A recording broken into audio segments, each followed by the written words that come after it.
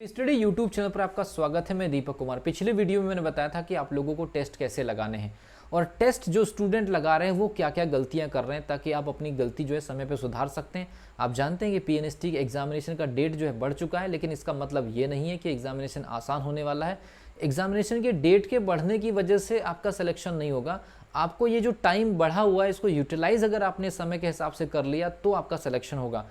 तो आपको इस पर्टिकुलर एक महीने का जो एक्स्ट्रा टाइम मिला है इसमें आपको लोगों को क्या क्या एक्स्ट्रा चीज़ें करने की ज़रूरत है वो मैं आपको इस पर्टिकुलर वीडियो में बताऊंगा। और ये पूरा का पूरा जो मैटर है वो टेस्ट का है। ये मैं आपको टेस्ट को लेकर के क्यों इतना ज़्यादा हाईलाइट कर रहा हूँ, क्योंकि अभी रिसेंटली मैंने कुछ एनालिटिक्स निकाला स्टूडेंट के ऊपर, स्टूडेंट के माइंडसेट के ऊपर, स्टूडेंट की कैपेसिटी के ऊपर या स्टूडेंट के कॉन्सेप्चुअली चीज़ों को लेकर के मैं सारी चीज़ें रख रहा हूँ आप लोगों के सामने। आप कहीं से भी पढ़िए, किसी से भी पढ़िए, लेकिन याद रखिए आप टेस्ट अगर नहीं देंगे तो ये मान करके कहीं से भी आप जिस भी पर्टिकुलर एकेडमी से पढ़ते हैं, ऑफलाइन ऑनलाइन, अगर वो आपके लिए सही टेस्ट डिज़ाइन कर रहे हैं तो प्लीज़ आप उन्हीं का टेस्ट लगाइए, कोई प्रॉब्लम नहीं है। जैसे हम अपने स्टूडेंट के लिए, हिंदी मीडियम स्टूडेंट के लिए सेपरेटली एप्लीकेशन पे टेस्ट चल रहा है, इंग्लिश मीडियम के स्टूडेंट के लिए सेपरेटली टीचमेंट पर टेस्ट चल रहा है।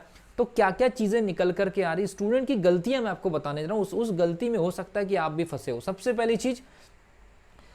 पहली चीज जो हमारा जो टेस्ट डिजाइन है, क्या आप वैसे ही प्रिपरेशन कर रहे हैं? अगर नहीं कर रहे तो वैसा सिलेबस मैंने टेलीग्राम पे दे करके रखा है, टेलीग्राम पे जाइए और आप मत करिए ज्वाइन हमारा टेस्ट, कोई प्रॉब्लम नहीं है। लेकिन आप जहां से भी टेस्ट लगा रहे हैं ऐसे डिवाइड कर करके सिलेबस को अगर कवर करेंगे तो बेनिफिट आपको होगा।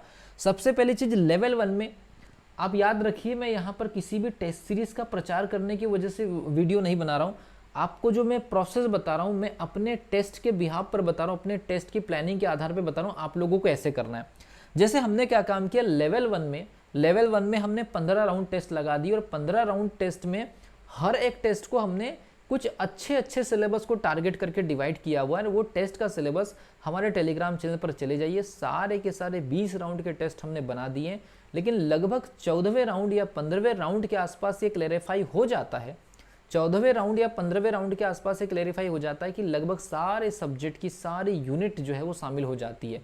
तो ये लेवल 1 टेस्ट जो है ये लगभग ये मान के चलिए फुल लेंथ जरूर हम दे रहे हैं, फुल लेंथ जरूर दिए। हिंदी मीडियम को बता रहा हूँ, इंग्लिश मीडियम में 10 राउंड है, हिंदी मीडियम में 20 राउंड है।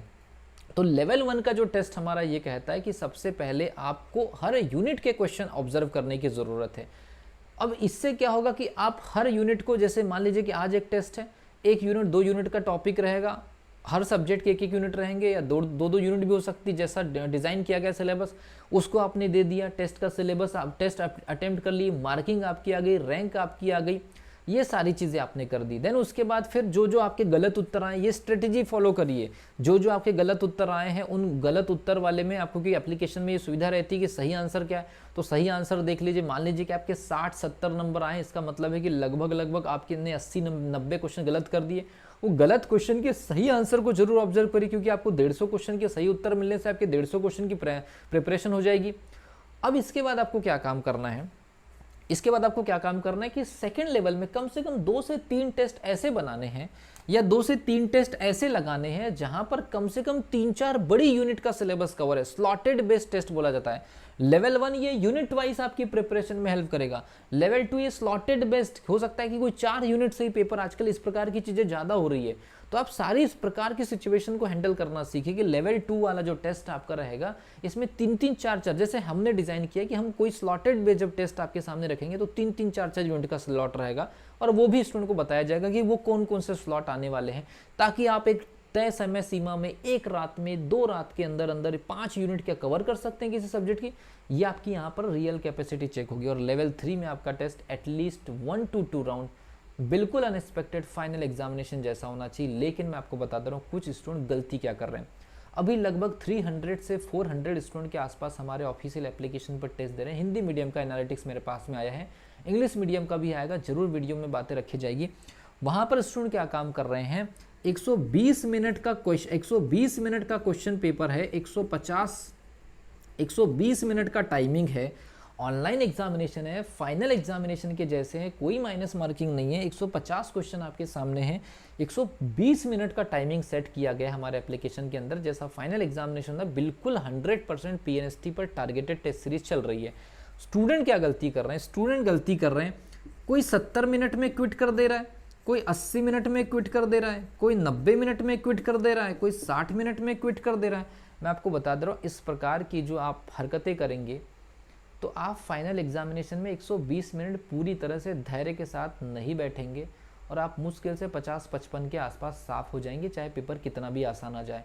अगर आपके पास में 120 मिनट के अंदर 150 क्वेश्चन अटेम्प्ट करने का टारगेट है और ऐसे क्वेश्चन पेपर आपको हर दिन या हर 2 दिन में एक एक मिल रहा है, तो आप 70 मिनट 80 मिनट में क्वेश्चन पेपर क्विट करके कहाँ जाना चाह रहे हैं? आप अपने फेल होने की तैयारी मत करिए।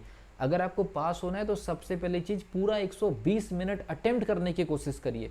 दूसरा चीज़, अदरवाइज ये होगा कि आप 120 मिनट तो एग्जामिनेशन हॉल में बैठे रहेंगे, लेकिन आपको अपनी रफ्तार पता नहीं रहेगी, आपकी एक्यूरेसी, आपकी स्पीड की कोई जानकारी नहीं रहेगी और आप मुश्किल से 90-100 क्वेश्चन देख पाएंगे। बाकी के 50 क्वेश्चन को आपको आंख बंद करके तुक्के मारने पड़ेंगे और ऐसी स्थिति बहुत बड़ी संख्या में होती है। और ये एग्जामिनेशन के पहले आपकी हैबिट में अगर आ गया तो बहुत अच्छी चीज़ है। तो हमारे जितने भी स्टूडेंट टेस्ट अटेम्प्ट कर रहे हैं, आप अगर मान लीजिए हमसे नहीं जुड़े हैं, किसी और से भी पढ़ रहे हैं, कोई प्रॉब्लम नहीं, आप जहाँ भी टेस्ट अटेम्प्ट कर रहे हैं, चाहे ऑफलाइन टेस्ट अटेम्प्ट कर रहे हैं चाहे ऑनलाइन टेस्ट अटेम्प्ट कर रहे हैं, 120 मिनट के अंदर पेपर छोड़ दीजिए।